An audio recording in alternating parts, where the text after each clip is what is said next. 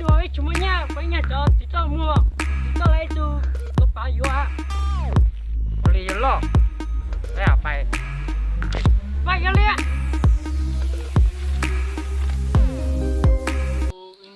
Tôi rồi cho nó này chỉ muốn nghe một không biết rồi cha. Xuyên đẹp, tự nhiên chỉ tôi rồi.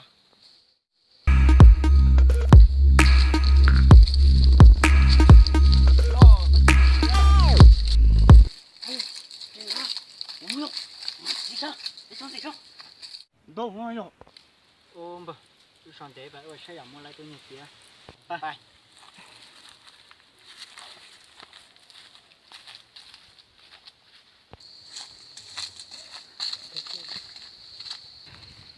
Tôi sang thì sao? Ở giờ là tôi, ở giờ kia. Thế là nó.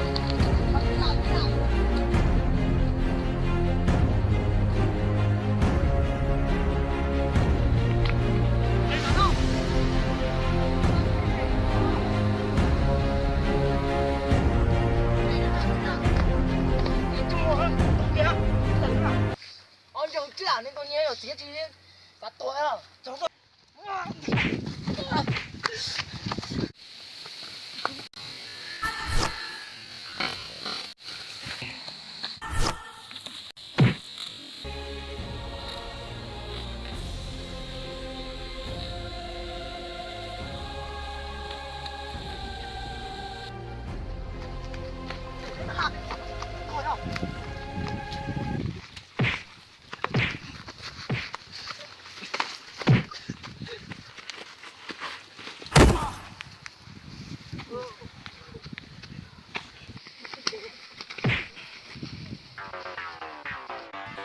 Giờ có bơ của tôi, nó lấy của tôi làm đây để bây giờ tôi pe à. Nên chơi cơ là cũng pha đầu tù nó lại rồi nè. Bắt tớ.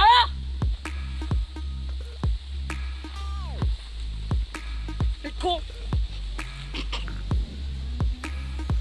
Cái đó, cái tớ. Giờ có không nói. Giờ là chiến tranh rồi lấy à. Con chơi có muốn chơi bị hỏng lấy à. Nhưng mà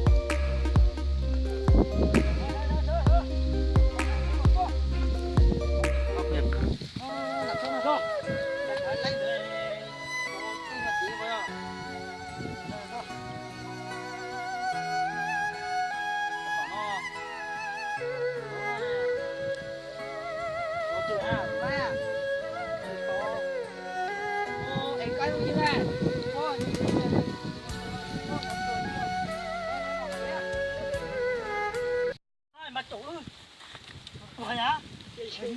Nhau sự quá rồi nhá.